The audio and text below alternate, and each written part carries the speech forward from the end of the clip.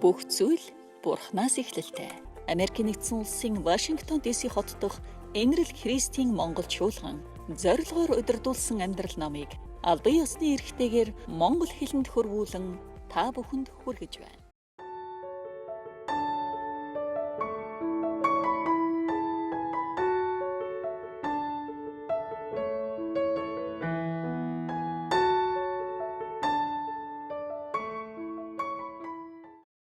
За бид нар зорилгоор удирдуулсан амьдрал гэдэг ном үзэж байгаа. За тэгээд энэ номон дээрээс ерөнхийдөө бид нар одоо юун тухай суралцж байгаа вэ гэвэл бид нар энэ дэлхийд яах гэж ирсэн юм. Энэ дэлхийд амьдрах хугацаанд бид нар одоо яг чухам юуг үлдэж амьдрах ёстой вэ гэдгийг суралцж байгаа. За тэгээд ерөн сэтгэл зүйн шинжилгээ ухаанд нэг ийм ойлголт байдаг. Одоо англиар бол default mode network гэсэн ойлголт байдаг гинэ. За тэгээд тэр нь юу юм бэ гэхлээр одоо ингээд хүн ямар нэг юм хийхгүй байвал одоо хүний ингээд нөгөө оюун санаа жоохон чөлөөтэй байх үед хүнд дандаа тийм мэдрэмж орж ирдэг гэнэ. Ямар мэдрэмж орж ирдэг вэ? Би ер нь юуны төлөө амьдраад байгаа юм? Яах гэж амьдарч байгаа? Өөрөөр хэлбэл тэр амьдралынхаа зорилго, утга учирыг мэдэх гэсэн тийм одоо үндсэн хэрэгцээ байдаг хүний сэтгэлд. Одоо хүний сэтгэлд тийм ээ. За тэгээд одоо бид нар ихэнхдээ тэр асуултуудад хариулт байдаг. Яах гэж амьдарч байгаа, юуны төлөө амьдарч байгаа юм тийм ээ. Одоо миний амьдралын утга учир юу юм? Яг өнөөдөр миний амьдарч байгаа зүйлс, хийж байгаа зүйлс зөв юм уу, буруу юм уу? Одоо яг энэ дээр би яаж хандах ёстой юм гихчлэн ийм үндсэн том асуултуудын хариулт 100% хариулт биднэрт бараг байдаггүй. Тэгээд энэний хариултыг мэдэхгүй байх нь хүний сэтгэл зүйд маш тийм тав тухгүй байдлыг үүсгэдэг. Тийм учраас бид нар одоо яадаг вэ гэвэл дандаа завгүй байх гэж хичээдэг. Одоо нэг ч хүн ер нь ингээд зүгээр нэг сууж чаддаггүй гэнэ. Хүн ер нь нэг 5 минут зүгээр сууж чаддаггүй. Заавал нэг юм хийх ёстой. Яагаад үг гэхлээр яг ингээд та оюун санаагаа одоо ингээд завгүй байлгах одоо завтай байлгах юм бол яг тэдгээр асуултуудын хариултыг одоо ямар нэг байдлаар та хариулах ёстой болж байгаа байхгүй. Тэгээ тэрэнд хариулт байхгүй байна гэдгийг мэдрэх чинь таныг одоо яг ингээд нөгөө нэг одоо амьдралыг чинь маш баримжаагүй болгож ирдэг. Тийм учраас одоо хүний яг үндсэн хүний сэтгэл зүйн үндсэн одоо хэрэгцээнүүдийн нэг бол ерөөсөө би энэ дэлхийд яах гэж ирсэн юм? Юу хийж амьдарч байгаа юм? Би яг юу хийх ёстой юм? Тийм ээ өнөөдөр миний хийж байгаа зөв юм уу, буруу юм уу? Би яг зөв газараа зогсож байгаа юм уу, буруу газар зогсож байгаа юм уу, тийм ээ? Энийг мэдэхгүй байх нь хүний сэтгэлд хамгийн тухгүй байдал үүсгэдэг. Тэгээ бид нар ихэнхдээ яадаг бол ингээд угаасаа амьдралынхаа утга учираа мэддэггүй. Яг юу хийгээд энийг хийж байгаа нь зөв юм уу, буруу юм уу гэдгээ ч ойлгодоггүй. Тэгэд эдгээр асуултуудад бид нарт ерөөс хязгаарч 100% хариулт байдаг. Тэгээ бид нар яадаггүй гэхэлэр ингээд зүтгээд яваад амьдралаас ингээд тодорхой хэмжээний амжилт олно. Тэгээд ингээд одоо ер нь би ер нь юуны төлөө амьдраад байгаа юм? Би ер нь зөв явж байгаа юм уу, буруу явж байгаа юм уу гэдэг энэ асуултын хариултанд болохоор бид нар тэр амжилтаар хариулах гэж оролддог. За би ингээд овоо амжилт олоо байгаа юм чи болж л байгаа бах. Би тэгэл онц сураал байгаа юм чи зөвл болж байгаа бол байлгүй дээ. Би овоо мөнгөтэй болцсон юм чи ер нь одоо би яг л явах хэвээр замаараа л явж байгаа нь л энэ байх. Өөрөөр хэлбэл амжилтаар бид нар тэр одоо сэтгэлд байгаа хоосон зүйлсүүдийнхээ хариултгүй асуултуудаа хариултыг тэдгээрээр хангах гэж оролддог. Тэгээ бид нар ингээд хариулт байхгүй учраас болсон болоогүй тийм янз бүрийн байнгын зориг гаргадаг тийм ээ. Одоо энэ хавар энийг хийн, энэ зүүн тэрийг хийн, эрх намар ингэн тэгэл дараа нь тэгжээтэл нэг гой болно доо гэд. Тэгээ яг үнэндээ бол бидний сэтгэлийг юу тавгүй болгоод байна гэвэл би яг энэ дэлхий дээр яах гэж амьдарч байгаа. Тийм ээ. Яг миний амьдралын утга учир юу юм? Яг өнөөдөр миний хийгээд явж байгаа зүйлс утгатай юм уу, утгагүй юм уу? Би ер нь яг зөв юм хийж амьдраад байгаа юм уу? Эсвэл зүгээр л ингээд нэг амьдрал донд хий хоос хөвөөд яваад байгаа юм уу? Тийм ээ. Тэгээ эдгээр хариултууд байхгүй учраас бидний сэтгэлд маш их тухгүй байдал үүсдэг. Тэгвэл бид нар өнөөдөр одоо энэ зорилгоор удирдуулсан амьдрал гэдэг номноос бид нар эдгээр асуултуудын хариултуудыг олж авч байгаа. Тийм ээ. Тэгэхээр өөрөөр хэлбэл та хинч байсан, хаанч байсан, ямарч одоо хэдэн настайч байсан, тийм ээ. Та биднийг энэ ертөнцид амьдарч байх хугацаанд би бол ер нь одоо яг л хүний хийдэг зүйлсүүдийг л одоо хийж амьдрнаа, тийм ээ. Энэ ертөнцид амьдрахдаа гэхдээ хамгийн одоо гол нэг зүйл юу вэ гэвэл ерөөсөө би одоо эдгээр 5 зүйлийг л үйлдэж амьдрах хэрэгтэй юм байна гэдгийг бид нар суралцж байгаа, тийм ээ. Тэгээ хамгийн нэгдүгээрх нь юу вэ? Бурхан бид нартай та одоо мэдчихсэн мэдэхгүй ч байсан. Бурхан тантай 24 цаг хамт байдаг. Тэгэхээр 24 цаг тантай хамт байдаг, Бурхантай хамт амьдарч сурах нь, хамт амьдрах нь бидний амьдралдаа хийх ёстой хамгийн эхний зүйл. Хоёр дахь зүйл нь тийм ээ. Бурхан хүн болгоны амьдрал одоо юм 472 хүн өгсөн ба.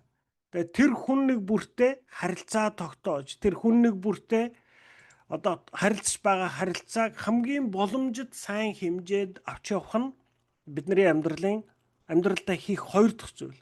Гурав дахь нь бидний мөн төрөх болвол эвдэрсэн, бүдгэрсэн, гим нүгэлтэй ийм мөн төрхтэй тийм ээ. Биднэрт одоо үннийг хэлэхээс худлаа хэлэх нь амархан.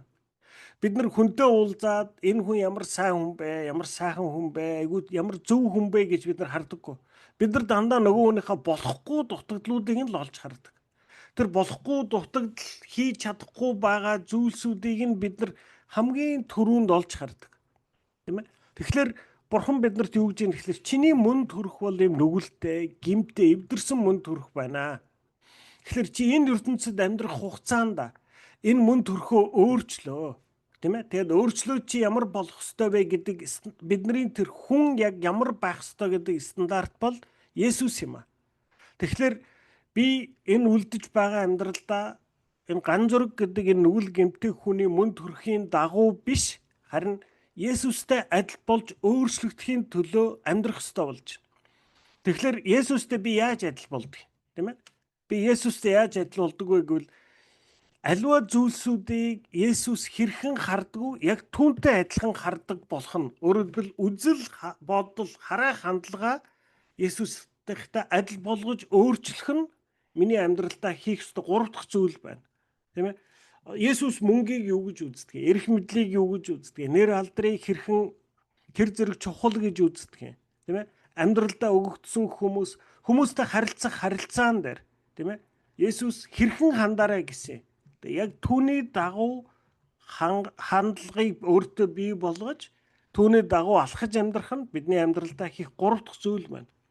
Дөрөв дэх нь одоо бид нар үзэж байгаа зүйл, тийм ээ? Бидний дөрөв дэх одоо амьдралдаа хийх ёстой зүйл маань юу вэ гэхлээр бид нар энэ ертөнцийн зүгээр л оршиж, тийм ээ? Зүгээр л идэж, ууж энэ ертөнцийн байгаа зүйлсүүдийг хэрэглэх гэж ирээгүй.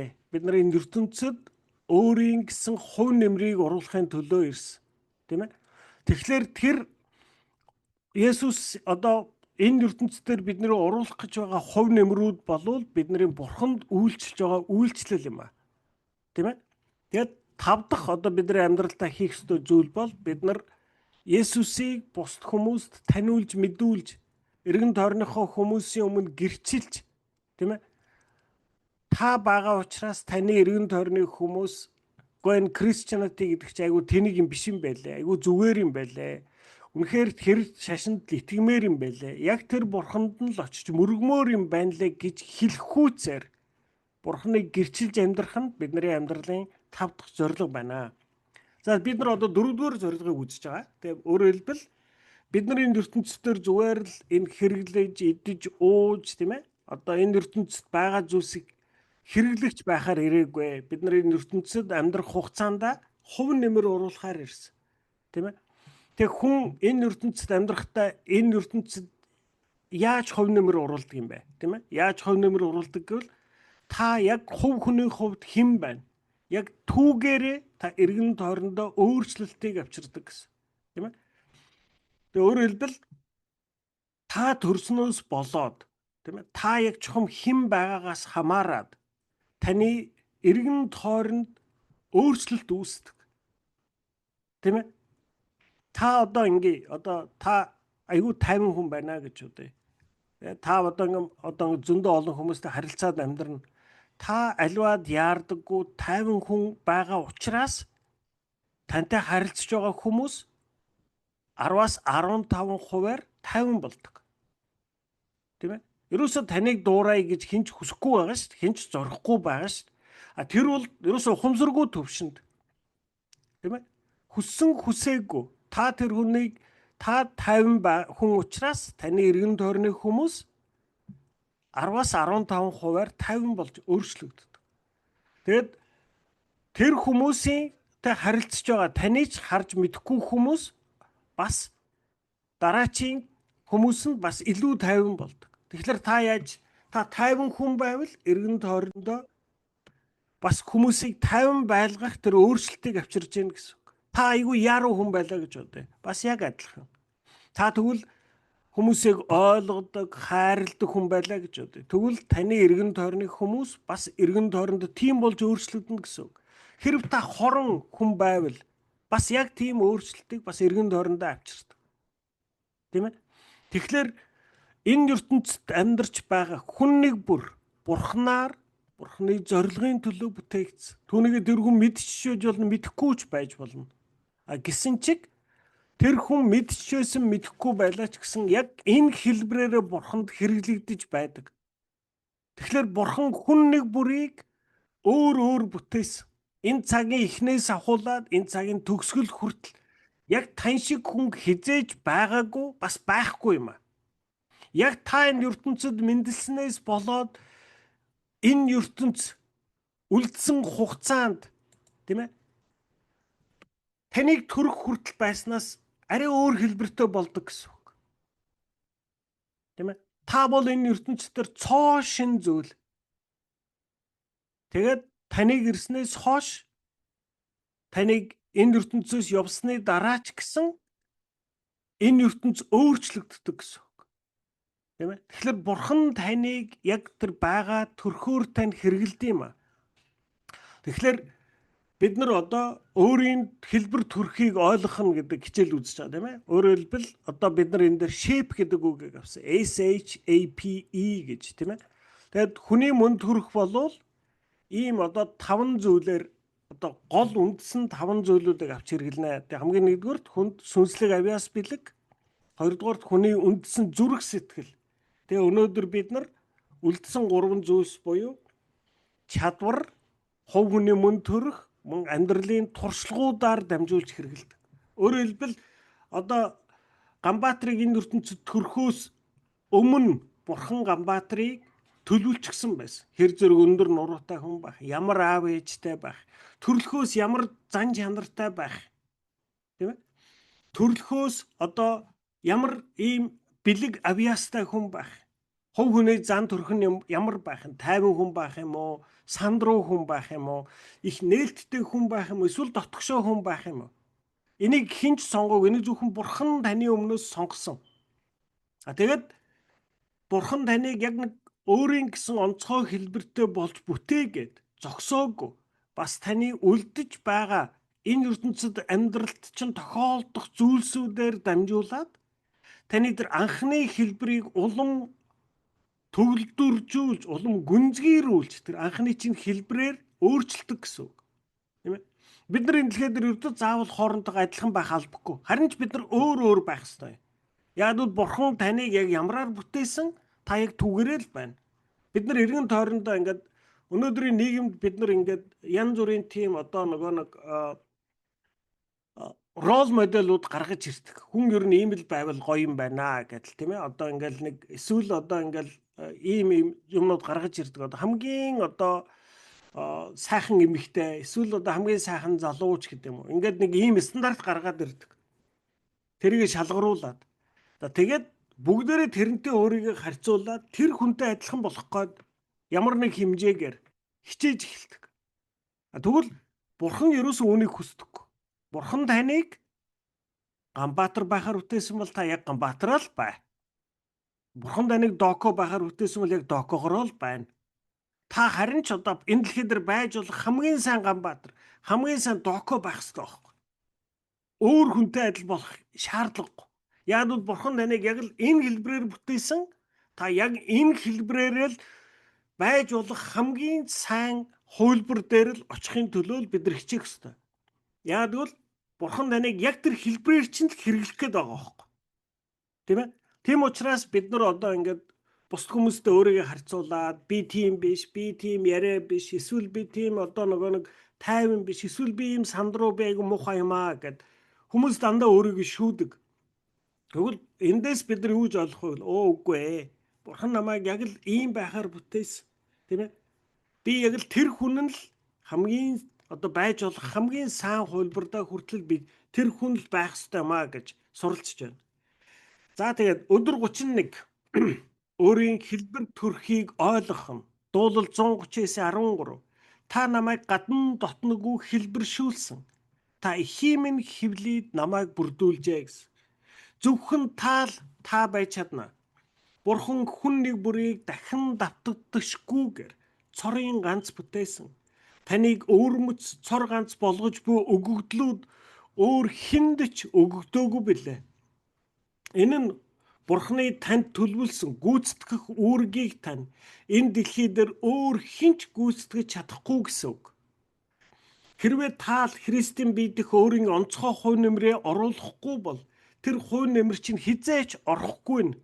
Библиэд 1-р Коринт 12:4-6-д энэ тухай сүнслэг билгүүд нь ялгаатай.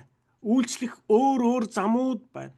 Үйлчлэх өөр чадварууд байна гэжээ. Түрүүчийн бүлэгт бид сүнслэг бэлэг болон зүрх сэтгэлийн тухай үзсэн бол харин энэ бүлэгт Бурханд үйлчлэхийн тулд танд байгаа бусад онцлог хэлбэр төрхийн талаар үзэх болно. Тийм ээ? Тэгэхээр бид нар хүн нэг бүр яг цорын ганц хувь бүтээгдсэн. Дахин давтагдашгүйгээр. Тийм ээ?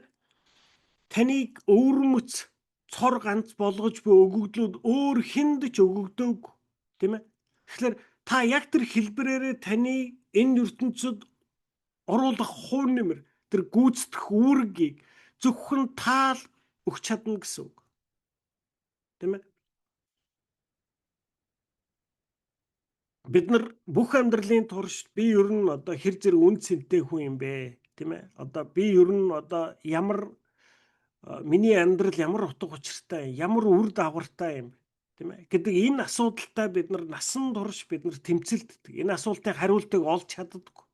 Тэгвэл Бурхан бидэнд яг энэ асуултын хариултыг өгж байгаа байхгүй.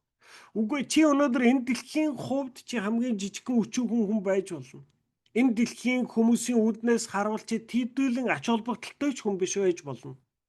Тэгээ Бурханы хувьд чи бол цорын ганц давтагдшгүй. Цорын ганц бүтээлэн шүү. Бурхан чамайг бүр зорж байгаа, төлөвлөж байгаад энэ дэлхийд авчирсан. Чамд өнөөдөр байгаа хэлбэр, царай зүс чинь ерөөсөө санамсаргүй юм биш. Яг тэр байгаа байдлаар чинь Бурхан чамайг хэрэглэх гэж бүтээгдсэн.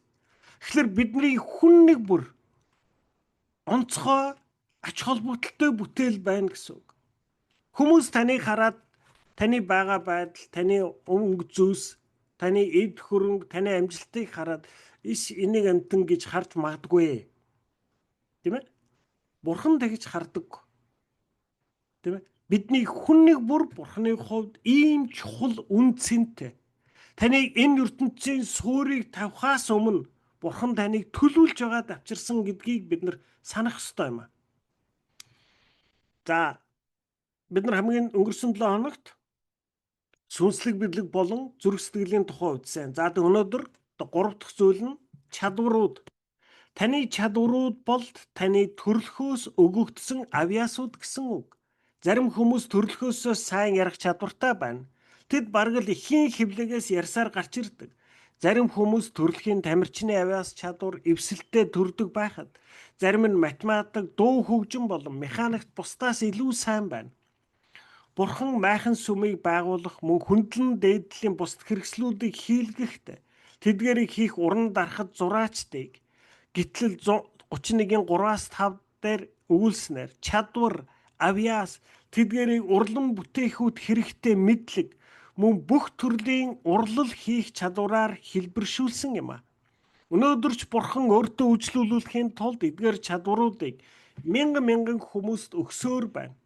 Тийм ээ? За та нар одоо ингээд Библиэлд хуучин гэрээн дээр одоо гитлэл номон дээр харж байгаа тийм ээ. За Бурхан эхлээд ингэж байгаа тийм ээ. За тэр одоо гэрээний авдар хийнэ, ингэж хийнэ гэдэг ингээд заавар өгснөө. Тэгээд хэлж байгаа. Тэрний хүү тэргээр эднийг хийлгээрэй. Тийм ээ. Яг л тэр хүмүүст би эдгээрийг хийх чадвар, авьяас, тэдгээрийг урлан бүтээх хэрэгтэй мэдлэг мөн бүх төрлийн урлал хийх чадварыг би тэднэрт өгсөн юм а гэсэн. Тэгэхээр танд өнөөдөр өгсөн чадварыг бол Бурхан бодож байгаад өгсөн гэсэн үг. Тийм ээ. Танд өгөгдсөн төрлөх авьяас чадвар, таны төрлөх тэр онцлог байдлыг Бурхан бодож байгаа, төлөвлөж байгаа танд өгсөн гэсэн үг. Тэгээд би тэр ган зөрөгт, би тэр сэлээд, би тэр болдоод, би тэр одноод ийм чадвар өгсөн юм аа. Тэгээд энэ чадварыг би ингэж хэрэглүүлэх юм. Өөртөө хэрэглэхийн тулд тийм ээ танд зүгээр л өгчихсөн юм биш. Тийм ээ. Тэгэхээр эдгээрийг яг ингээд чамд зориулаад өгчихсөн. Тийм ээ. Тэгэхээр биднэрт одоо ингээд би өөрийгөө хараад энэ одоо миний хажуудлын хүн аюун мундаг хөгжмийн чадвартай одоо надад тийм чадвар байхгүй гэж би атаарах хэрэггүй. Тэрний оронд надад өөр нэг чадвар өгсөн байна. Тэр миний тэр чадварыг Бурхан зөвхөн надад л өгсөн байна. Тэгэхээр тэр чадвараа би хөгжүүлж, тэр чадвараа хэрэглэхийн төлөө би анхаарах ёстой гэсэн үг. Бидэнд байгаа бүхий л авьяас чадварыг Бурхан өгсөн. Гим нүгэл үйлдэхэд ашигласан чадварууд ч хүртэл Бурханаас өгөгдсөн ба. Харин тэднийг зөвхөн буруугаар эсвэл хэтрүүлэн ашигласанд л хамаг хэргийн учир оршино. Ром 12-ын 6-ад Бурхан бидний хүн нэг бүрд тодорхой зүйлсийг сайнаар хийх чадваруудыг өгсөн хэмээн Библиэд бичжээ. Таны төрлөх авьяас чадварууд нь Бурханаас өгөгдсөн тул сүнслэг бэлэгтэй адил мөн чухал сүнслэг юм. Ялгаан төрлөх авьяас чадварууд нь таныг төрөхөд өгөгдсөн. Тийм ээ. За одоо ингээд хүн болгонд янз бүрийн авьяас чадвар өгөгдсөн. Тэгэхээр энэ одоо нүгэлтэй авьяас чадвар юм аа. Энэ бол одоо ингээд сүнслэг сайныг хийх авьяас чадвар юм аа гэдэг ойлгоц байхгүй нэ. Өгөгдсөн авьяас чадварыг та сайнаар хэрэглэвэл тэндээс сайнны үр жимс гарна. Муугаар хэрэглэх юм бол та тэндээс нүглийг үлдэх боломжтой. Та нар одоо энэ Catch Me If You Can гэдэг нэг кино байдаг те. Монголоор орчуулах юм бол чаддгийн бол намайг бариарэ гэдсэн утгатай үг болж ин л доо. За тэрэн дээр одоо яг үнэн түүх өгүүлдэг тийм ээ. Нэг 16-тай хүү одоо ингээд анх гэрээсээ гараад тэгээд ерөөсөө ингээд энэ дэлхийгээр явж дүүрэн заллин хийсэн.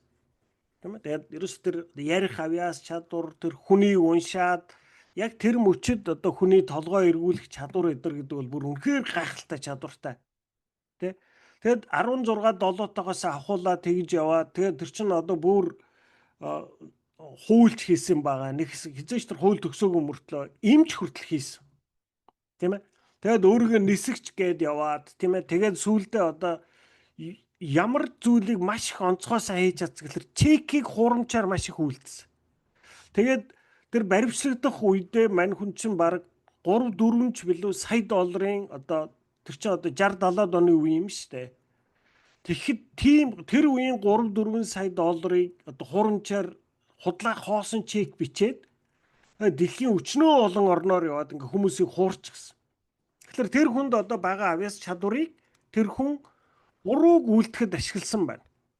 За тэгээд тэр хүн баримтлагдаад тэгээд дараа нь одоо ямар хүн болсон бэ гэхлээр одоо Америкийн FBI холбооны мөрдөх товчоонд ажилладаг хүн болсон. Тэгээд тэр хүн маань одоо дараа нь юу хийдэг болсон гэхлээр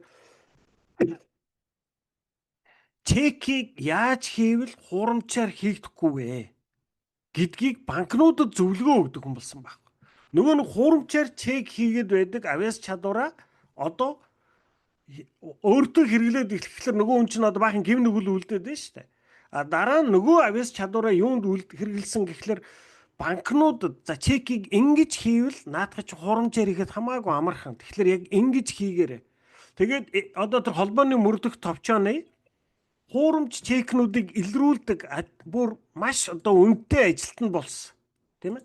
Тэгэхээр тэр хүнд өгөгдсөн чадварыг авьяас чадварыг муугаар одоо өөрийн хувийн зорилгонд хэрэглүүл тэр чинь муу зүйл болоод сайн зүйлс хэрэглэх юм бол бас сайнны үр жимсийг гаргаж байна. Тийм ээ?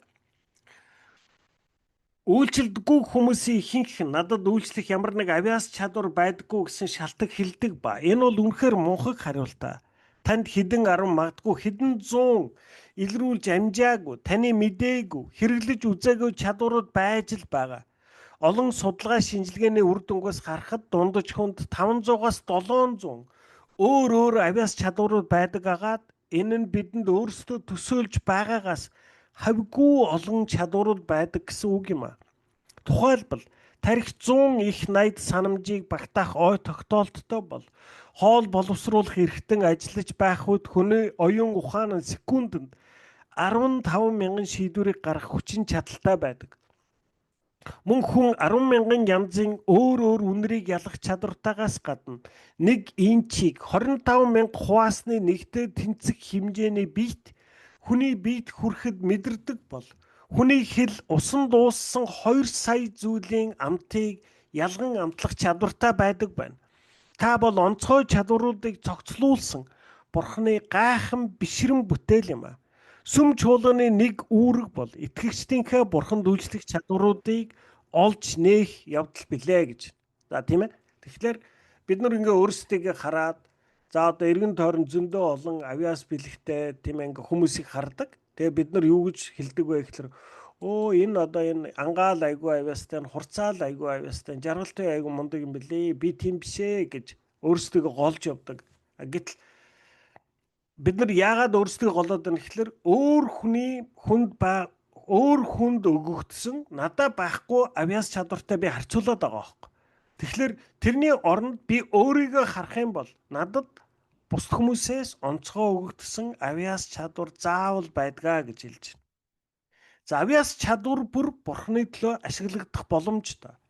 1-р Коринт 10:31-т та нар юу ч хийсэн Бурхны алдрын төлөө бүхнийг хийгээрэй хэмээн Паул хэлжээ.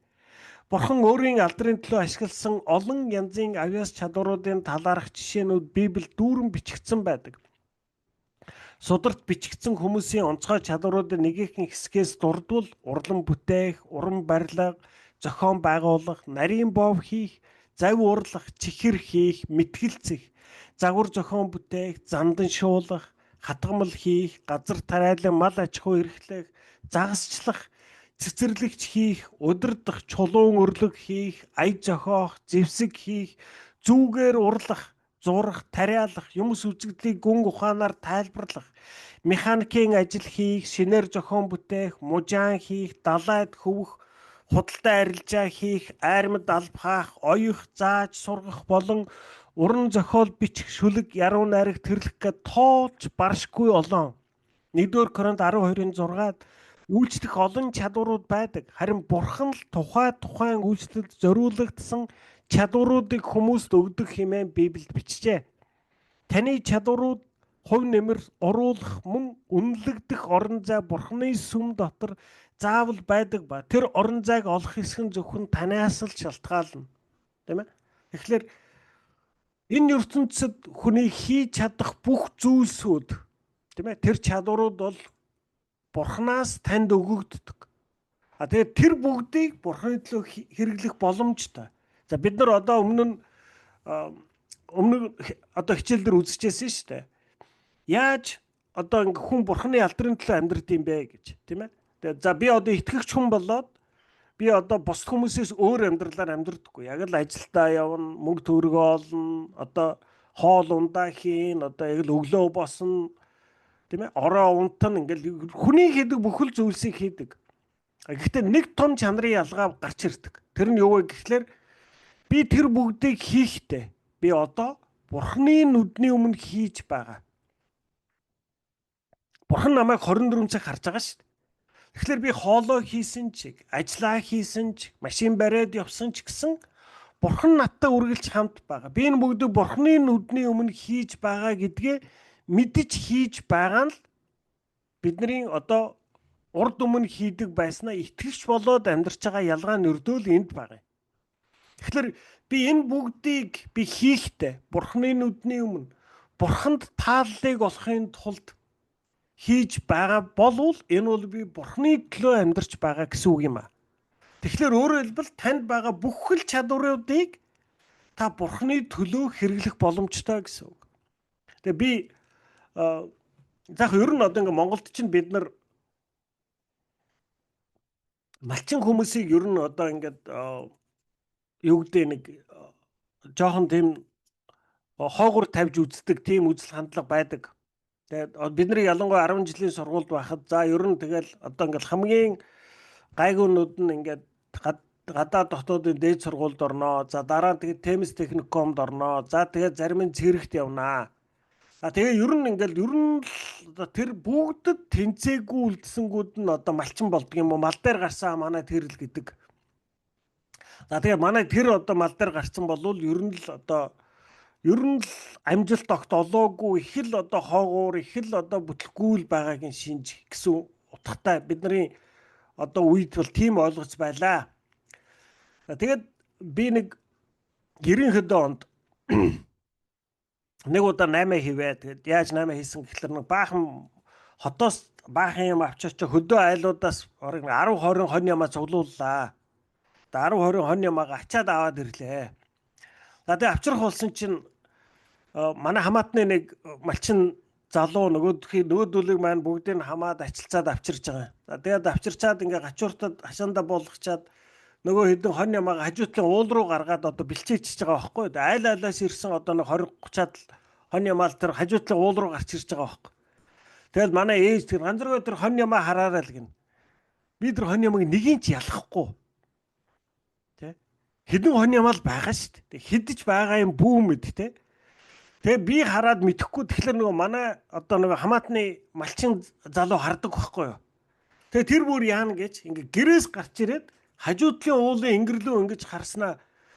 Бүгдээрээ байна. За тэднийхээс авсан нэг хардлогоотой юм бас тэр харагдахгүй.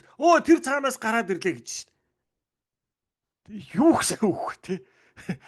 Ерөөсөө урд өдөр нь очиод 20 30 танихгүй айлын хон ямаа ачаад ирсэн хүн чинь маргааш нь хажуудлын уул руу хараад таньж байгаа байхгүй. Бүр нэгээр нь. Тэгээ би ингээд жоохон хүүхэд байхад 7 8 дугаар ингээд байхад нөгөө нэг ээж аав авчиад нөгөө хамаатныхан дээр авчиад тэгээд нөгөө нэг хамаатныхаа айлуудтай хон ямаа хариултан тэ хөөрхий нөгөө миний ганц үсэж байгаа морь унах байхгүй. Тэгээд нэг морь унана. Тэгээ явж идэл 2 айлын хон нийлчин. 2 айлын хон нийлээд нөгөөдгий чинь салах болохоор өстө би ч өстө нүдний булаа болж байгаа юм чи. Нөгөө айлууд чинь ингээ хувааж өстө тэгдэг ганжиргоо тэр хоныг эргүүлээрэй л гэн. Айл хон юм байг нь тэр нэг одоо цагаан халдсан хон л гэн. Бүгдээрээ цагаан халдсан байгаа юм чи. Би юусэн нэгийг ч ялахгүй. Тэгэл нэг рүү ингээд ичиж сандарсандаа хүн чинь гүн штэ. Тэгэл худлаа өнө нэг нэр биш ээ наа чинь биш гэ. За би энэ биш юм дараач гараа тэр бас биш ээ л гэн. Тэгээ баг яац юм бэ чи хэл гэн. Ерөөс тэ тэрийн ерөөс бүгдээрээ адилхан хон. Тэгэхэд өдөөний хүмүүс л ерөөс ганц хараал танина. Тэр хэдэн зуун ч хон байгаа юм бүү мэд. Тэ. Тэгэд эн чин тэгээ би бүр энэс хойш малчин гэдэг чинь бүр өстө онцгой нарийн мэрэгжил байдаг юм байна. Энийг ерөөсөө нэг өдөр очиод сурдгүй юм байна. Энийг чинь бүр олон жил тэр малыг чинь дагаад тэгээ бүр ингээд зүр нэг малыг ингээд нүдний үзүүрээр хараад өнгөрөхөд зүслээд би эндээ хилээд нөгөөх нь ойлгоод очиж таньж аваад эднэр байгаа бол бүр ерөөсөө бүр миний мэдхгүй гадаад хэл. Би бол ерөн тэрийг ингээ хараад за би бол энийг хизээж сурахгүй юм байна. Энэтэй чинь хамт өсчээж хамт одоо тэр хон малаа үргэлж хариулж тэгжээж мэддэг болдог юм байна. Энд чинь ерөөсөө тэр малчин гэдэг чинь тийм бүр онцгой чадвар шаарддаг. Тэр малчин хүн гэдэг бол үнэхээр аюун мундаг нарийн тийм онцгой чадвартай. Тийм ээ?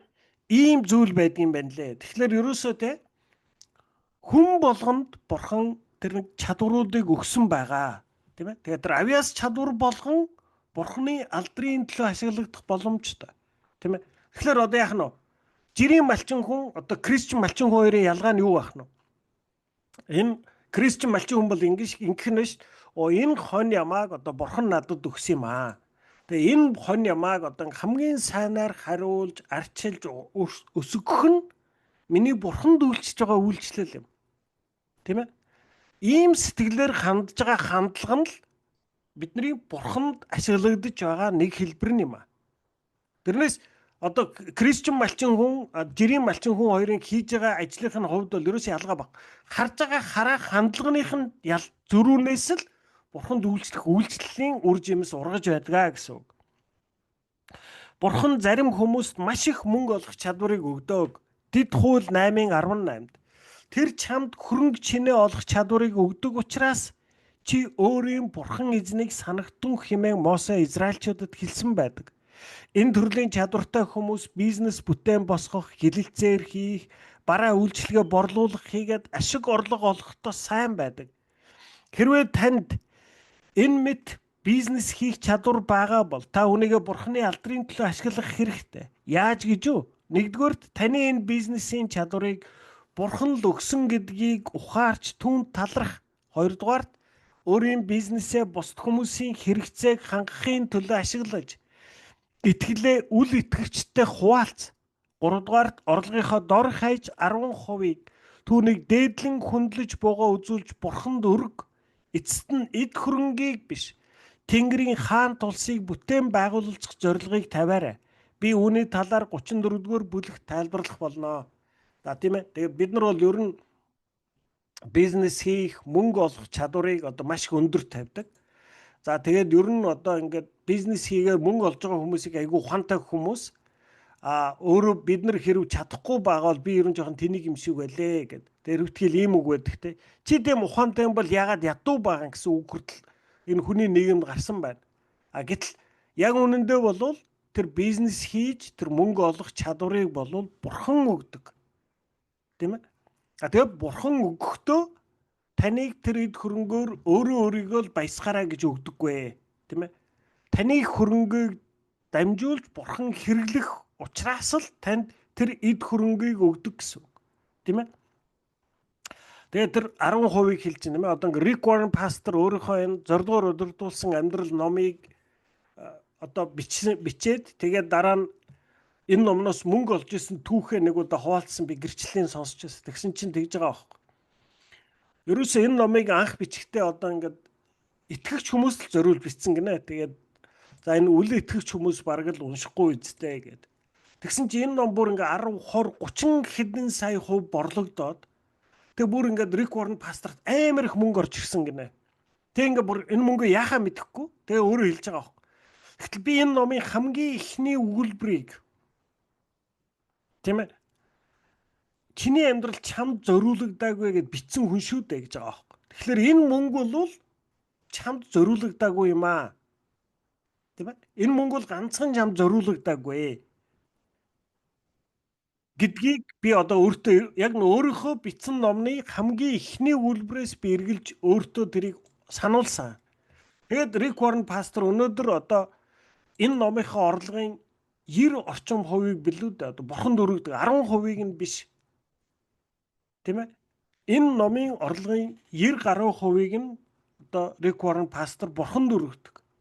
Тийм ээ. Яг л бурхан танд тэр мөнгийг Рик Уоррен пастор тэр мөнгийг өгж байгаа бол чамд өгж байгаа юм биш ээ. Тийм ээ. Бурхан энэ мөнгийг өөрийн зорилгын төлөө хэрэглэхийн тулд чамд өгж байгаа мó. Чамаар дамжуулж өгж байгаа мó гэж бид нар харнаа гэж. За цааш нь намайг чаддаг зүйлсээ хийхийг бурхан хүсдэг. Энэ дэлхий дээр танд өгөгдсөн авяас чадварыг ашиглах боломжтой цорын ганц хүн бол та өөрөө билээ. Таны гүйцэтгэх үүргийг танаас өөр хэн ч хийж чадахгүй. Учир нь тухайн үүргийг гүйцэтгэхэд хэрэгтэй тэр онцгой хэлбэрийг бурхан танд л өгсөн. Библиэд бурхан таныг Еврей 12:31-т түүний хүслийг гүйцэтгэхэд хэрэгтэй бүхнээр тань хангадаг хэмээжээ. Таны амьдралд зориулсан бурханы хүслийг мэдэж авахын тулд та юуг сайн хийдэг, бас юунд сайн биш гэдгээ нухацтайгаар олж мэдэх хэрэгтэй. Хэрвээ бурхан танд солгоо хоолой заяасан бол таныг дуурийн дуучин болгохоор төлөвлөөг нь лавтай. Өөрөөр хэлбэл бурхан таныг хизээж танд байхгүй чадвар ашиглан ямар нэг даалгавар биелүүлэхийг хүсэхгүй гэсэн үг. Нөгөөтэйгүр танд байгаа авяас чадварууд тань бурхан таныг амьдралаа юунд зориулаасаа гэж хүсэж байна гэдгийг мэдэх тодорхой чиг баримжаа болно. Хэрвээ та загвар зохион бүтээх, бусдыг ямар нэг зүйлд эсүүлэх, аль эсвэл зурах юм уу, зохион байгуулах чадвартай бол таны амьдралд зориулсан Бурхны төлөвлөгөө эдгээр чадваруудтай холбоотой байх болно гэж дүгнэхэд буруудахгүй болов уу? Бурхан ямар ч чадварыг хий хоосон орхихгүй агаад бидний дуудлагыг бидний чадваруудтай нийцүүлж байдаг ажээ. Бурхан танд чадваруудыг тань зөвхөн амь зуух хэрэгсэл болгох л гэж өгөөгүй бөгөөд өөрт нь үйлчлэх таны үйлчлэлд хэрэглүүлэхээр өгчээ. 1-р Петр 4:10-т Бурхан та нарын хүн нэг бүр тодорхой онцгой чадваруудыг өгсөн. Тэдгээрийг бие биедээ туслахад Бурханы олон төрлийн ивэл өрөөлийг бусдад дамжуулахад хэрэглээрэй хэмээн Петр хэлсэн байдаг. Тэгэхээр юу гэж юм гэхэлэр бид нар одоо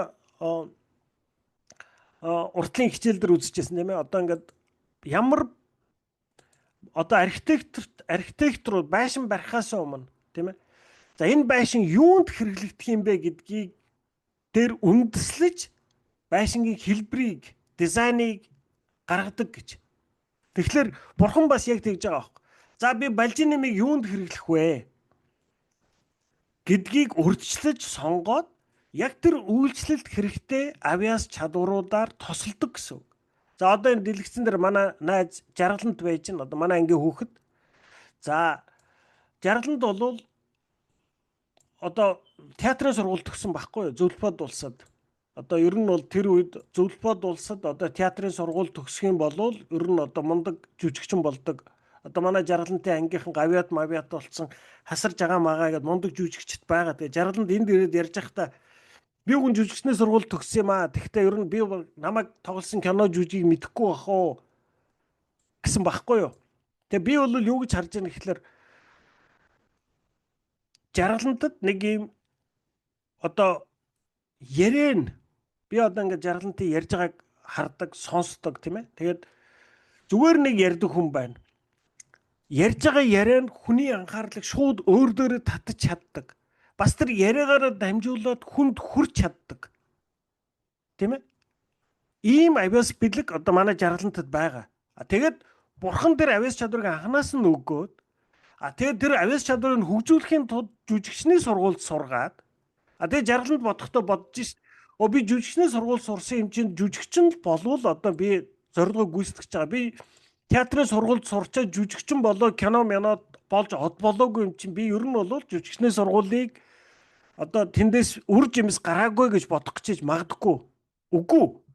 Жаргалантад ерөөсө Бурхан тэр өөрийн үгийг дамжуулуулахын тулд тэр анх өгсөн авиас чадвараа хөгжүүлэхийн тулд тэр жүжигчний сургуулийг өгсөн баг. Жаргалантыг кино жүжиг тоглоод од болох гэж тэр сургуульд сургаагүй, тэр авиасыг тэгж өгөөг өөрийн үгийг дамжуулуулахын тулд бас тэг манай найз амаргүй амьдрал туулсан. Тэр амаргүй амьдрал нь ягаад туулагдсан? Ягаад гэвэл яг тэр амьдралыг туулсан хүмүүст л Жаргалантын үгс хүрхийн тулд учраас байхгүй. Тэгэхээр бид нар өөрт өгөгдсөн би одоо энэ дэлхий дээр амьдрахдаа би яг Бурханд яаж үйлчлэх ёстой юм бэ? Юу хийх ёстой юм бэ гэдэл баахан гайхаад л одоо ингээд л уучраа олохгүй төөрөөд явах бус харин өөрөөсөө би эхэлж харах нь миний зүрх сэтгэл юунд хөдөлдөг бай? Би юунд дуртай бай? Юу хийхлээр би хамгийн их баяр хөөртэй байдаг вэ? Тэгээд дараа нь Бурхан надад яг ямар чадваруудыг өгсөн байна? Тэгвэл яг энэ чадваруудын дагуух үйлчлэлийг л би хийвэл Бурханы надаас хүсч хүлээж байгаа зүйлсийг би хийх боломжтой юм байна гэж харнаа гэсэн үг байна. Тэгээ энэ номыг бичиж байх энэхүү цаг мөчид Садлбак сүмийн Христэд итгэгч 7000 орчим хүмүүс өргөлөөр ирсэн машиныг заасч хэрэгцээтэй хүнд нөгөх сүм чуулганы худалдан авалтанд зориулж хамгийн сайн үнээр хилэлцээр хийх, мод зүлгийг заасч бичиг цаас эмхтлэх, урлагийн бүтээл туурвах, сургалт зохион байгуулах, барилга барих, эмнэлгийн тусламж үзүүлэх, хоол хийх, дуу зохиох, хөгжим заах, зээл тусламж хүсэх саналыг боловсруулах, багуудыг дасгалжуулах, номлолын судалгаа хийх, тэднийг орчуулах зэрэг 100 бусад ажил үүргийг гүйцэтгэн үйлчилж байна. Бид шинэ гишүүдтэй хандан юунд сайн, ямар чадвартай байна, түүгээрээ сүм чуулгандаа үйлчил гэж хэлдэг гэж. За одоо ингээд Дөрөв дэх бид нар хамгийн эхлээд сүнслэг бэлэг авьяас, хоёрдугаар зүрх сэтгэл, гуравдугаар биднэрт өгсөн авьяас бэлгүүдийг үзлээ. Одоо дөрөв дэх нь буюу таны хувь хүний зан төрхөө ашиглах нь. Хүн нэг бүр үнэхээр цорын ганц дахин давтагдшгүй бүтээгдсэн гэдгийг бид тэр бүр ухамсарлахгүй. Хүний ДНХ-гийн молекулууд цаглашгүй олон янзаар нэгдэх боломжтой. 10-ын 2 триллион 400 сая зэрэгт. Өөрөөр хэлбэл та яг одоо яг өөрсгөө хүнийг олох магадлал нь 10-ын 2 сая 2 триллион 400 миллиард зэрэгт ганцхан гэсэн үг. Тийм ээ? Хэрвээ та энэ тооны 0 гэсэн цифрыг 1 инчийн өргөнтэй жагсаан бичвэл 37 мянган майл урт үргэлжлэх цаас хэрэгтэй болно гэсэн үг. Танд илүү ойлгомжтой ойлголт өгөхүүднээс тайлбарлавал эрдэмтэд энэ ертөнц дээрх нийт жижиг хэсгүүд 10-ын тооны араас 76 тгийг бичснээс тооноос хэтрэхгүй хэмээн таамагладаг ба энэ нь таны ДНХ-г бүрдүүлж буй молекулуудын тооноос хамаагүй бага тоо юм а. Хувь хүн бүр дахин давтагдашгүй. Цор ганц гэдэг нь шинжлэх ухаанаар батлагдсан зүйл. Тиймээс бурхан таныг бүтээхдээ урд нь хизээж байгаагүй, ахиж хизээж давтагдашгүйгээр бүтээсэн ажээ. Бурхан юмсыг олон янз байхад дуртай гэдэг нь тод харагддаг. Зүгээр л эргэн тойрноо хардаа. Тэрээр хүн нэг бүрийг мөн л дахин давтагдашгүй. Өвөрмөц зан чанартайгаар бүтээсэн. Бурхан заримыг нь дууга, бүрэг, заримыг нь нийтж нээлттэй болгон бүтээсэн. Заримыг нь нэгэн хэвийн байдалд дуртайгаар, заримыг нь байнга шинэлэг зүйлд дурладаг байхаар бүтээсэн. Зарим хүн илүү боддог байхад, зарим нь илүү мэдэрдэг байхаар бүтээгдсэн. Зарим хүн ганцаараа биедан ажиллахдаа илүү үр бүтээлтэй байдаг бол зарим нь багаар ажиллахад илүү тохиромжтой байдаг. Библиэд 1-р Коринт 12-ын 6-ад Бурхан өөр замаар өөр хүмүүсээр дамжуулан ажилдаг. Тэр бүхнээр дамжуулан Бурхан өөрийн зорилгоо биелүүлдэг гэсэн.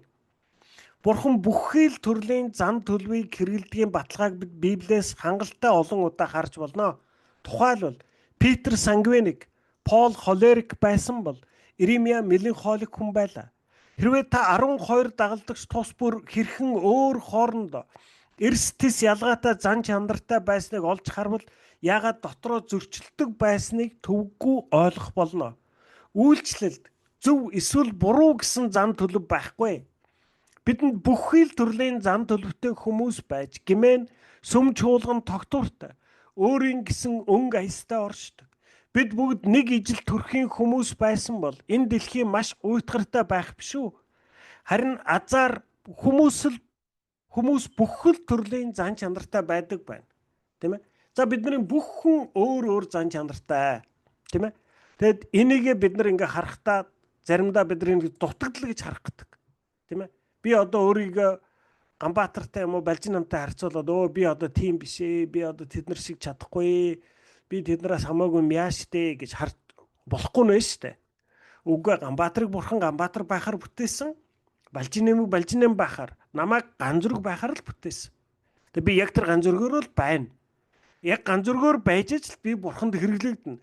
Би тэрнээс 2 номерын Ганбаатар, 3 номерын Балжинэм болох юм бол би сая бурханы намайг ганзүрэг болгож бүтээсэн.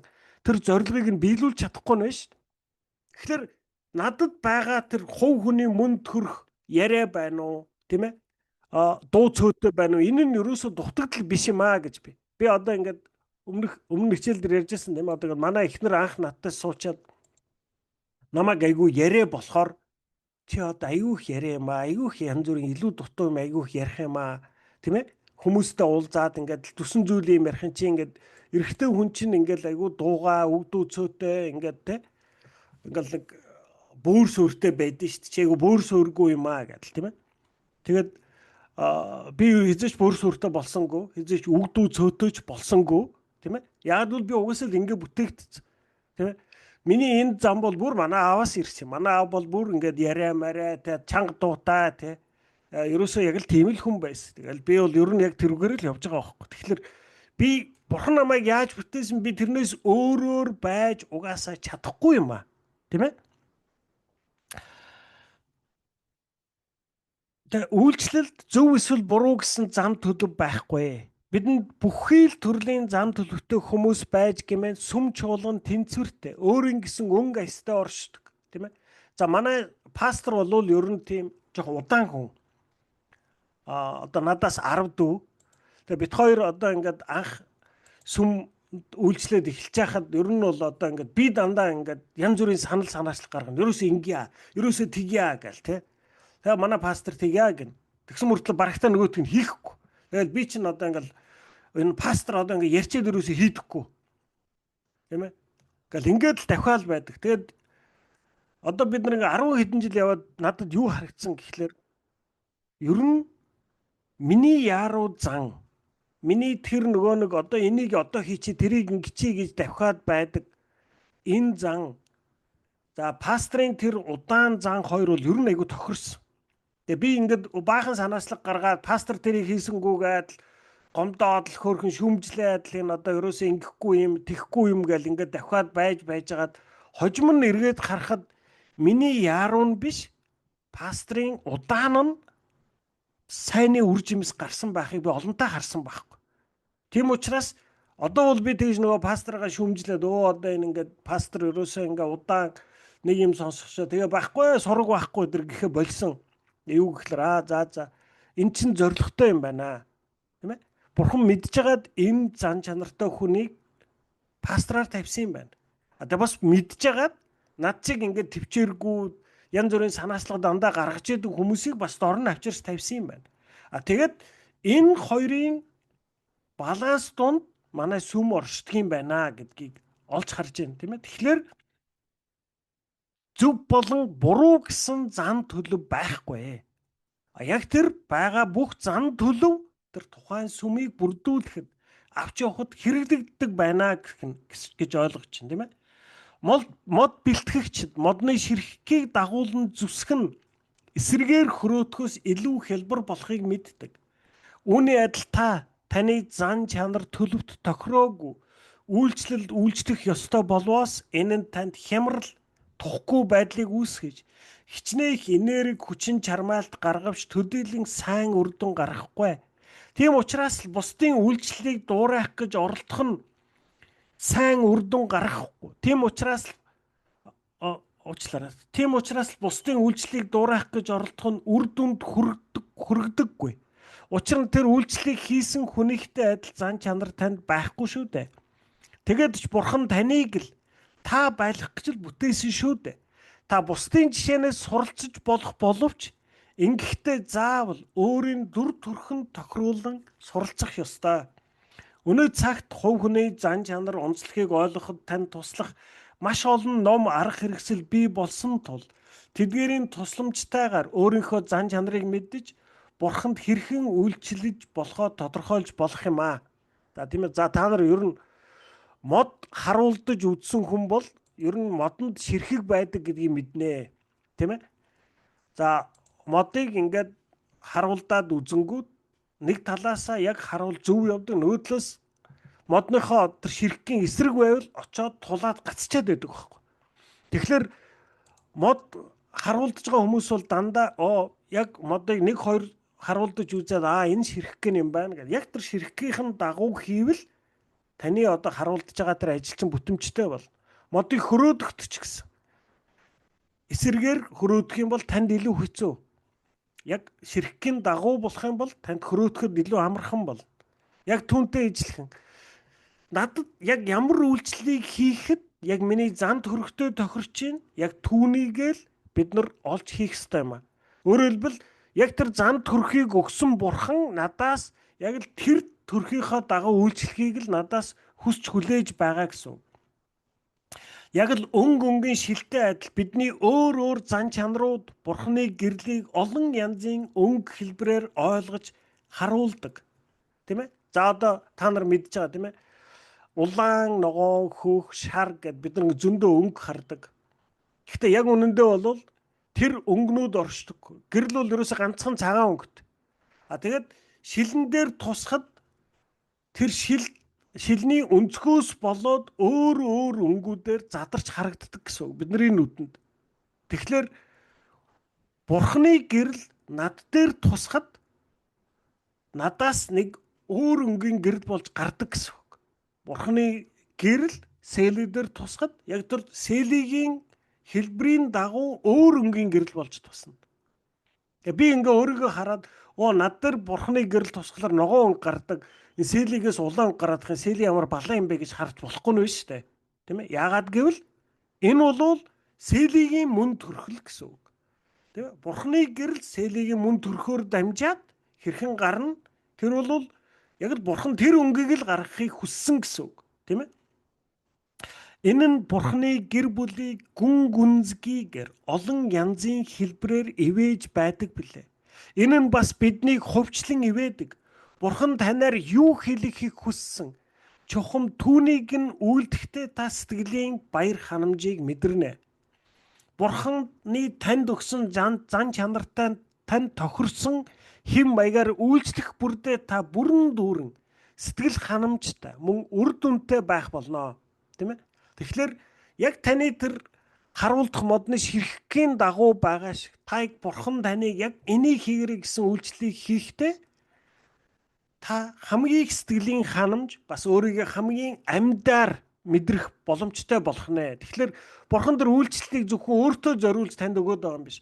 Бас таныг хамгийн бүрэн дүүрэн амьдаар мэдрэх тэр ингүлэл энэ ганц зэрэг хамгийн аз жаргалтай баяр хөөртэй бүрэн дүүрэн ханамжтай байна гэдгийг тооцсон учраас бас тэр үйлчлэлийг өгдөг байх нэ. За, 5 дугаарх нь хэлбэр төрөх, тийм ээ? Амьдралын туршлагаа ашиглах нь ихэнхдээ танаас хамаараагүй хувь тавилангаар туулж өнгөрүүлсэн амьдрал таныг өнөөдрийн байдлаар тань хэлбэршүүлсэн. Бурхан өөрийнхөө зорилгын дагуу үйлчлүүлэх хэлбэр төрхийг тань бүү болгохын тулд тэдгээрийг таны амьдралд зөвшөөрсөн юм а. Бурханд үйлчлэх өөрийн хэм маягийг тодорхойлохын тулд өөрийнхөө өнгөрсөн үеэс дараах 6 асуултыг асуух нь зүйтэй. За бид нар түрүү ингэж ярьсан шүү дээ. За таныг төрхөөс өмнө Бурхан таныг ямархуу авяас бэлэгтэй байх юм, ямар зан чанартай хүн байх юм, ямар ээж аавтай байх юм, ингээ бүгдийг ингээд таны нэг хэлбэрийг сонгоцсон.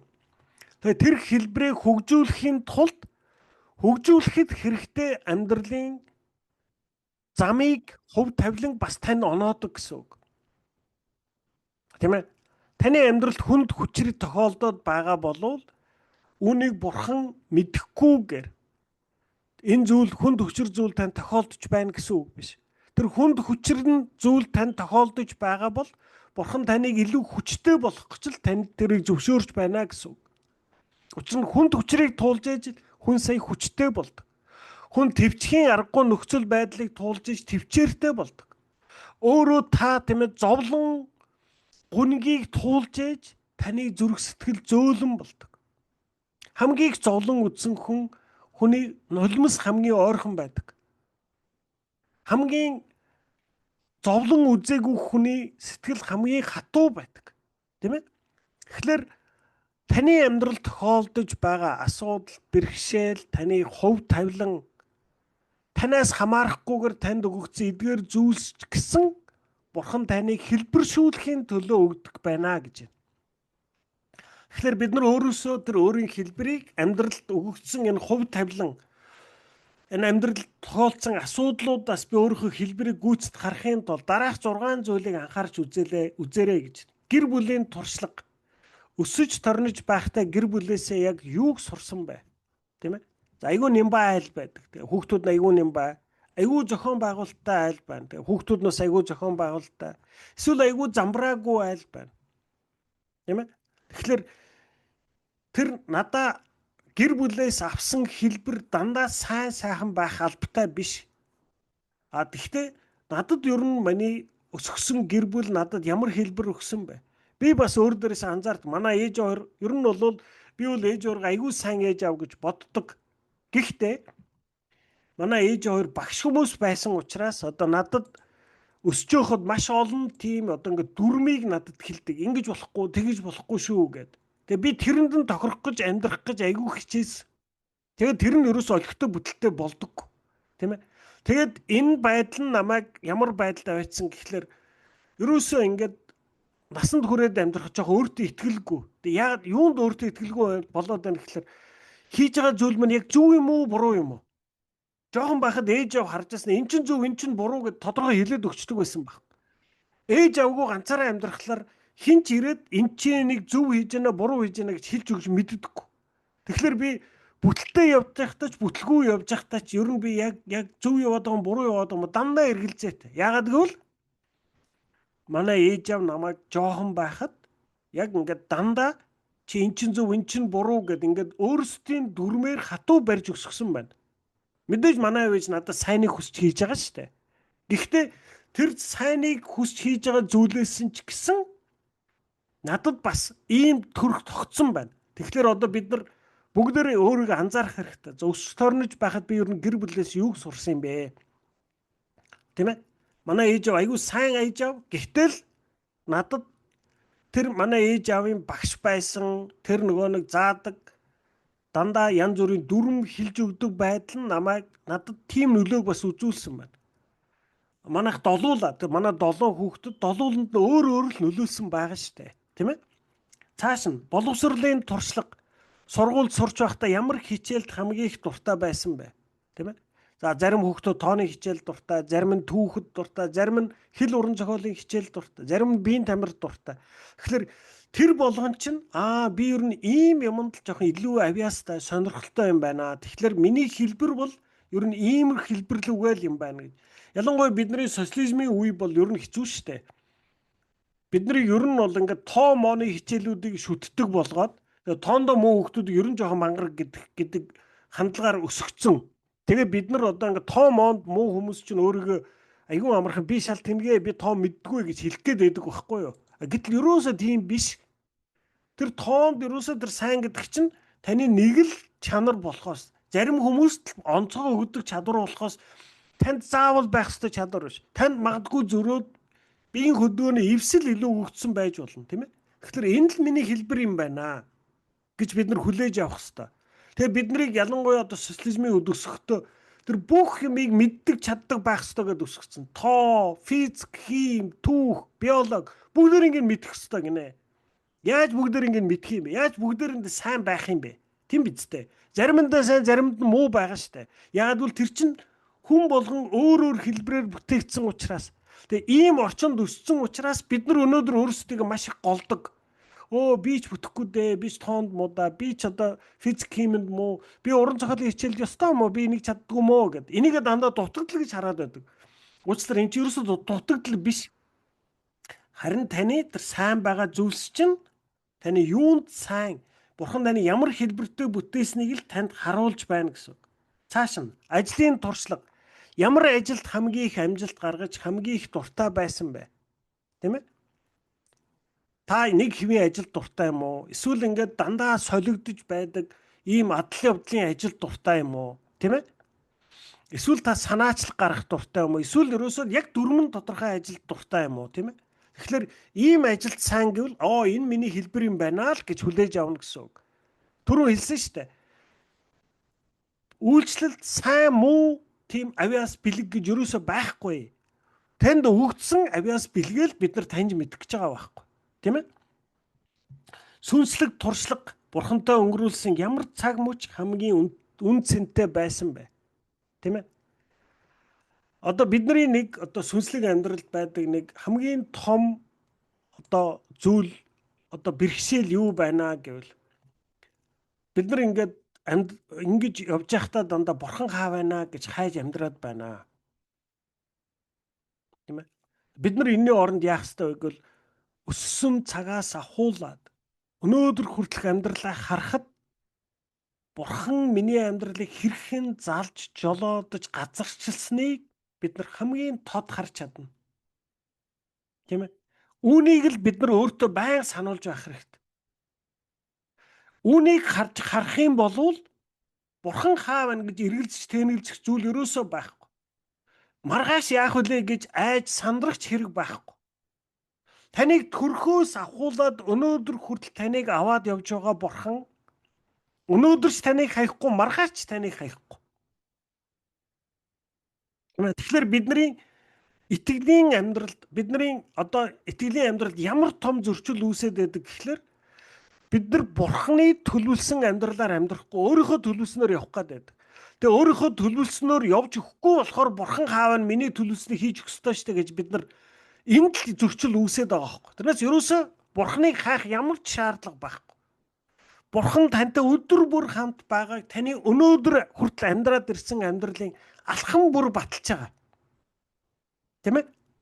Тэгэхээр сүнслэг туршлага үүнийг бид нар Бурхан намайг хэрхэн авч явсан бэл? Хэрхэн намайг хамгаалсан бэл? Хэрхэн намайг хангасан бэл? Хэрхэн намайг энэ зам руу залж жолоодсон бэлээ? Тийм ээ? Энэ бүгдийгээ бид нар үргэлж өөртөө сануулж байх хэрэгтэй юм аа. Үйлчлэлийн туршлага өнгөрсөн хугацаанд бурханд хэрхэн үйлчилсэн бэ? Тийм ээ? Зовлон шаналлын туршлага ямар асуудал, өвдөлт, сорилт, сэтгэлийн шархнаас сургамж авсан бэ? Энэхүү сүүлчийн ангилал буюу бидний туулах зовлон шаналлыг Бурхан биднийг өөрийн үйлчлэлдээ бэлтгэхэд хамгийн ихээр хэрэгэлдэг. Бурхан нэгч зовлон шаналлыг үр дүнгөө өнгөрөөдөггүй. Үнэн дээр таны хамгийн агуу үйлчлэл таны туулсан хамгийн хүнд зовлон шаналлаас үүдэлтэй байх магадлал өндөр. За бидний дунд хар залуу наснда өхөл хацал үтсэн хүмүүс байгаа, тийм ээ? Ханаасаа салсан, тийм ээ? Хар залуу наснда амьдралдаа бүтлгүүдсэн, зовлон гачлал үзсэн, тийм ээ? Өр ширэнд орсон, тийм ээ? Орон шоронд орж үтсэн ч хүн байна. Тийм ээ? Тэгээд бид нар нэг зүйлийг санах хэрэгтэй. Библийн сургуульд сураад одоо энэ хүн Библийн сургуульд сурсан, айгүй гоё шулуун замаар явж байгаа. Би бол одоо орон шоронд орсон, эсвэл би архит архичин, тийм ээ? Би өнөөдөр одоо ийм бүтлгүй юмтайгаа би одоо ингэ зуралдж байгаа гэдэг нь муу гэсэн үг ерөөсөө биш шүү. Таны амьдрал тохиолдож байгаа нэг ч зүйл Бурханы зөвшөөрлгүйгээр тохиолддог. Хэрэг Бурхан танд, тийм ээ? Тэр одоо хагцлыг, тэр сэтгэлийн шаналлыг, тэр зовлонг, тэр одоо хүнд хүчрийг өгөхийг Бурхан зөвшөөрсөн бол түүгээр дамжуулж таныг хэлбэршүүлэх гэж л хэлбэршүүлэхийн төлөө Бурхан хэрэгэлсэн гэж ойлгох хэрэгтэй. Би 18 настай байхдаа би гэмтээд тэгээд би өнөөдөр одоо 40 хэдэн жил би одоо ингээд тэрэгэн дээр суугаад амьдарч байгаа. Үнэхээр би одоо ингээд Бурханд гомдоод учраа олохгүй байсан өдрүүд байгаа. Гэхдээ би өнөөдөр ингээд харахтаа Бурхан үүгээр дамжуулж намайг хэлбэршүүлэхийн тулд л үүнийг надад зөвшөөрсөн. Тийм ээ? Хөндөнгөөс харуул эн чинь одоо ингээд хүний амьдрал дандаа сайн сайхан явах хэрэгтэй гэдэг үүднээс харуул пэкст 18 наснаас тэрэгэн дээр суудсан энийг амтнгөөмөн зовж гинэ гэсэн уучлаарай. Би миний амьдралд хэцүү өдрүүд байсан уу? Байсан. Гэхдээ би хизээч өөрийгөө би зовсон гэж хэлж чаддаггүй. Үнэхээр шүү. Би бол ингээд туулсан амьдралаа харахтаа зовлон гэдэг энээс л хүнд юм байдаг бах оо. Миний туулсан бол хэцүү байсан уу? Байсан. Гэхдээ би тэрийг амар хүнд хүчээр зовлон гэж би ерөөсөө хэлж чадахгүй. Тийм ээ? Ном зохиол дөр хэлдэг штэ. Би гашуун зовлон туллаа эдэр гэдэл, тийм ээ? Би өөрийнхөө амьдралаа би хизээч би гашуун зовлон тулсан гэж бол би хэлж чадахгүй. Тийм хэцүү байгаагүй. Тийм ээ? Яа тэгвэл Бурхан надтай хамт байж Бурхан та биднийг өргөж авч явдаг учраас та ямар ч зовлон тулсан байсан гэсэн тийм амар хүнд байгаагүй. Тухайн үед хүнд байдаг. Та өнөөдөр эргэж хараад гайгүй. Тийм ээ? Тэгэхээр бид нар энэ зүйлийг ойлгох хэрэгтэй. Зарим хүмүүсийг Бурхан Библийн сургуульд сургаж агаад түүгээр нь дамжуулж өөртөө үйлчлэхэд хэрэгэлдэг байна. Зарим хүнийг өвдөөд, гэмтээд, тийм ээ? Өвчтөй болгоод түүгээр нь дамжуулж хэрэгэлдэг байна. Зарим хүнийг орон шоронд оруулаад түүгээр нь дамжуулж хэрэгэлдэг байна. Тийм ээ? Ерөөсө тэр орон шоронд ороод өвчтөй болж байгаа нь заяа муутай муу муухай гэсэн үг ерөөсө биш. Библийн сургуульд ороод айгүй шулуун зуур явж байгаа нь сайн гэсэн үг ч бас биш. Ямар замаар Бурхан таныг хэлбэршүүлэхийг хүссэн тэр замаар чинь хэлбэршүүлнэ. Яг л тэр хэлбэрээр чинь л хэрэглэнэ гэсэн үг. Дауны синдромтой хүүхдийн эцэг гэхэд өөрөөсөө адилхан хүүхдтэй эцэг гэхээс илүү хэн тусалж тэдэнд үйлчилж чадах вэ? Архины хамааралтай хүнд өөрөө уг донтолтой тэмцэж эрх чөлөөг олж авсан хүнээс илүү хэн туслаж чадах вэ? Гэр бүлээс гадуурх харилцаатай нөхөр нь орхиж явсноос болж зовж шаналж буй эмэгтэйд өөрөө яг адилхан зовлонг туулсан бүсгүйгээс өөр хэн туслаж сэтгэлийн дэм өгч чадах вэ? Тийм ээ? Америкийн хоёр миссионер амьдарч байсан. Тэгээд бурханд маш олон жил тэнд үйлчилсэн. Тэгээд бурханаас гуйсаар аваад хүүхэдтэй болсон. Тэгээд тэр хүүхэд нь ерөөс ой хүрлгүй нас орчихсон. Тэгээд тэр хоёр одоо бурханд гомдож штэ ингээд. Танд хүүхдлээ үйлчилсэн. Та тэр ганц хүүхэд өгөөд тэрийг буцаад авчлаа штэ. Тэгээд тэр хоёр хүн хятад дөнгөж төрөөд өнчин үлдсэн хүүхдүүдэд үйлчлдэг маш том үйлчлэгийг босгосон.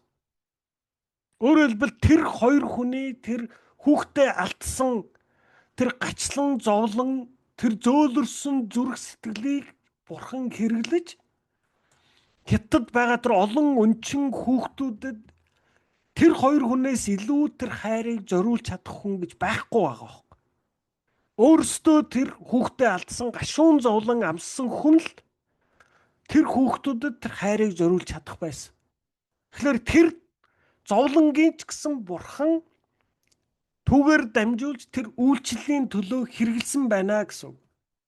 Бурхан таныг бусдад туслах чадвараар зэвсэглэн хэрсүүжүүлэхийн тулд зарим зовлон зүдгүүрийг туулахыг танд зориудаар зөвшөөрдөг. Библиэд 2 дугаар Коринт 1:4 биднэр бусдыг тайвшруулан халамжлуулахын тулд бидний зовлон доторч тэр биднийг халамжлан тайвшруулдаг. Бусдыг зовн шаналлах цагт нь бурхан биднийг тайвшруулсан. Тэрхүү тайвшрлаар бид тэднийг халамжилж чадах юмаа хэмээн бичжээ. Хэрвээ та бурханд хэрэглэхдгийг чин сэтгэлээсээ хүсч байгаа бол таны амьдралд хамгийн их эмзэглэн харамсдаг, бусдаас нуун мартахыг хүсдэг тэр л зүйлсийг тань ашиглан тэрээр таныг бусдад туслуулахыг хүсдэг гэсэн хүчрхэг үннийг мэдэх ёстой. Тэдгээр нь таны үйлчлэл болно. Туулж өнгөрсөн зовлон шаналлыг тань бурхан хэрэглэхийн тулд та тэдгээр сэтгэлийн зовлон шаналлаа бусдад хуваалцахыг хүсэх ёстой. Та тэдгээрийг нууж хаах гэж оролдохоо болж өөрийн буруу бүтлгүүдл айдсаа чин сэтгэлээсээ хүлээн зөвшөөрөх ёстой. Ийхүү үйлдэх нь магадгүй таны хамгийн үр дүнтэй үйлчлэл болж болох юм аа. Тийм ээ. Бид нар бүгдээрээ нэг тодорхой ичгүүрийг нуудаг. Бид нар бүгдээрээ тодорхой гин буруутай мэдрэмжийг сэтгэлдээ агуулж явдаг. Тийм ээ. Та магадгүй порнод донтсон ч хүн байж болно шүү дээ. Тэгээ би нүүрэн дээр айгүй Кристиан хүн яваад байдаг. Нүдний дандаа порно үздэг хүн байж болно шүү дээ. Тийм ээ. Тэгвэл таны тэр энэ дутагдлаа бурханд өргөө түүнийг даван гарах энэ үйл явцаас чинь эргүүлээд та яг өөртөө адилхан порнод донтсон хүмүүсийг тэндээс татаж гаргахад танаас илүү үйлчлэлтэй хүн байхгүй гэсэн үг. Тийм учраас өнөөдөр таны амьдралд асуудал байгаа бол өнөөдөр та ямар нэг донтолтой байвал та өнөөдөр архинаас хамааралтай. Та өнөөдөр бусдаа харилцаанаас хамааралтай. Та өнөөдөр өөртөө итгэлгүй. Та өнөөдөр буруутай ичгүүртэй мэдрэмж агуулж явдаг. Та бусдын өмнө өөр дүр царай гаргадаг. Ганцаархнаа байхдаа таны сэтгэл гутардаг, тийм ээ? Танд ямар ч зүйл байлаа гэсэн үүнийг бурханд өргөхөд тэндээс таны хамгийн том үйлчлэл гарах боломжтой юм шүү гэж. Бурханд үйлчлэхийн тулд та заавал Библийн сургууль сурах албатай юм биш ээ. Танд өгөгдсөн амьдралыг та тэр өгөгдсөн зовлонгийн туулсан шиг туулж, үүрсэн шиг үүрч, тэр зовлонгоор дамжуулж өөрийгөө хэлбэршүүлсэн шиг хэлбэршүүлэгдэхийн цагт л та бурханд хамгийн агуугаар үйлчлэх боломжтой юм аа гэж. Учир нь бид өөрсдийн мундгийг бардамнахаас илүүтэйгээр бурхан бидний сул дорой байдалд хэрхэн нэгүүлснээр тусалсныг хуваалцах үед хүмүүс илүү их урам зориг авдаг. Пол чухам энэ үннийг олж мэдсэн тул өөрийн сэтгэл готрол уналтыг нуугаагүй юм аа. тэрээр 2 дугаар Коринт 1:8-10-т ах トゥ нараа Азад байхад бидний туулсан зовлон хүч чадлаасаа хэтэрсэн хүн дарамтанд байснаас амьд үлдэх гордлох тасарсныг ч та нар эс мэдхийг бид хүсэхгүй байна. Бид өөрсдөө үхэн химэн айж өөрсдөө ямар ч хүч чадалгүйг мэдсэн нь сайн болсон. Учир нь тэгснээр бид үхсдийг ч амьлуулж чадах. Бидний ганц аврал болох Бурханыхаа гарт бүгдийг даатгсан. Тэр биднийг тийм сүрхий үхлээс аварсан. Биднийг дахин аврагч болно гэдэгт бид түүнд найддаг хэмээн чин үннээ өчсөн юм а. Хэрвээ Пол өөрийн туулсан эргэлзээ тэнэгэлзэл сэтгэлийн хямралыг нууцсан бол сая хүмүүс түүний туршлагаас суралцахгүй өнгөрөх байсан. Зөвхөн бусдаа хуваалцаж байж гэмээн бидний туулсан зүйлс бусдад туслах боломжтой. Юу гэнэ? Та өнгөрсөн амьдралдаа туулсан, алдсан алдаа, тийм ээ? Бүтлгүүцсэн бүтлгүүдл, тэр ичгүүр, буруутай мэдрэмж энэ бүгдийг чинь Бурхан мэдж байгаа. Тэгээ Бурхан үүнийг мэдээ зогсохгүй таныг үүнийг бусдаа хуваалцахыг тань хүсдэг гэсэн. Бусдаа хуваалцахад хоёр чухал үр дүн гарна. Та нэгдүгээр бусдаа хуваалцснаар эдгэрлийг авдаг. Өөр л дотроо агуулад зүгээр би энд гомдохгүй байгаа. Би тэрнээс ичгүүрээр давсан гэж бодох чинь хангалттай биш. Бид нар эдгэрлийн баяр хөөр гэдэг номон дээрээс ерөөсөө та амаараа гаргаж бусдаа хуваалцаж байж л эдгэрдэг юм а. Ерөөсөө эдгэрэх ганц зам л тэр. Тийм ээ? Одоо архинаас гаргадаг хөтөлбөрийг бид нар тэрэн дээр зөндөө ярьсан тийм ээ? Та өөрийгөө би архичин хөөн. Би архинаас хамааралтай. Би өөрийгөө өөрөө ялж дийлж чадахгүй байна гэдгийг хүмүүсийн өмнө босч ирж амаараа хүлээн зөвшөөрөх тань л таны эдгэрлийн хамгийн анхны алхам болдог. Тийм ээ? Ингэж хүний өмнө гараад өөрийнхөө нэрээ хэлж байгаа. Би Ганзүрг гэдэг хүн. Би архичаан. Би архинаас хамааралтай. Би энэ архины боол болж олон жил амьдарч байна. Би энэ архинаас гарах гээд үнэхэр чадахгүй байна. Би энэ архинаас болж энэ хүнд ингэж хор хохирол учруулсан. Ингэж гэр бүлийнхнийгаа хохироосон, гэрээсээ юм хулгайлсан, хүмүүсийн итгэлийг ингэж хугалсан. Тийм ээ? Үүнийг тэр хүмүүсийн өмнө очиод өөрийн амаар тунхаглах цагт л таны архинаас чөлөөлөгдөх хамгийн анхны алхам хийгддэг. Тийм ээ? Тэгэхээр та бид нар энэ бүх зовлон, шаналл, ичгүүр, буруутай мэдрэмж бусдын өмнө хуваалцах цагт нэгдүгээр та эдгэрдэг. Хоёрдугаар таны туулсан тэр гашуун зовлон тэр энэ одоо таны амьдралдаа тэмцэж байгаа тэмцлэр дамжиж бусд хүмүүс босгогддог. Бурхан таныг ерөөс ганцаархнаа энэ зовлонг туулаасаа гэж өгөөг. Таныг туулж байгаа зовлонг Бурхан мэдчихсэн.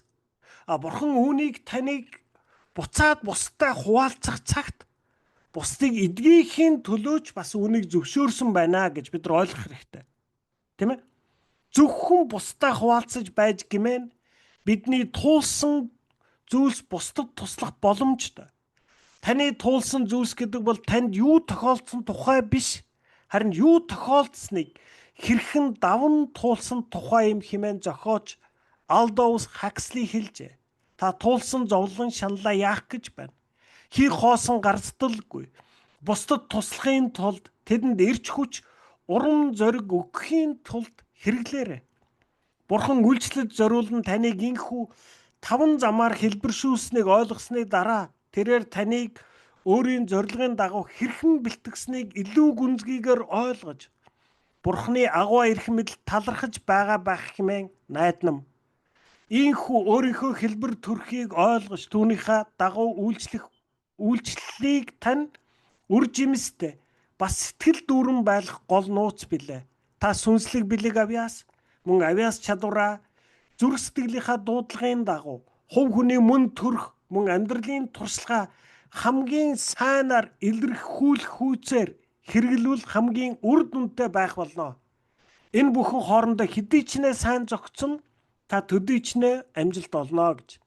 За ингээд өнөөдрийн хичээл дуслаа. 31-р бүлэг бид нар 31-р бүлгээр дамжуулаад Бурхан таныг хэрхэн хэлбэршүүлсэн тэр 5 хэлбэрийг бид нар ингээд суралцлаа. За одоо ингээд өнөөдрийн хичээл ингээд дууслаа.